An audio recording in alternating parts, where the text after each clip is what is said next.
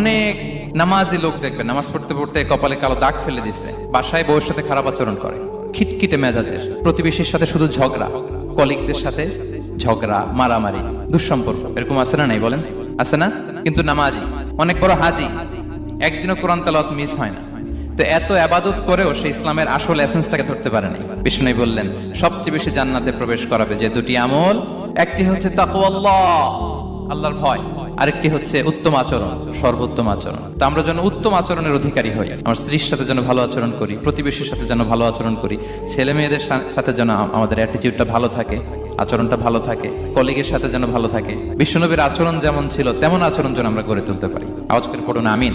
সুনানে আবু দাউদের এক বর্ণনা বিষ্ণু ইসলাম বলেন, খুব চমৎকার একটি হাদিস, মনোযোগ দিয়ে শুনুন। তিনি বলেন, আনা যাইনুন বিবাইতিন ফি রাবাদিল জান্নাতি লিমান তারাকাল মিরাআ ওয়া ইন কানা মুহিক্কান। আমি ওই ব্যক্তিকে জান্নাতের আঙ্গিনায় একটা ঘরের গ্যারান্টি দেই যে ব্যক্তি তর্ক করা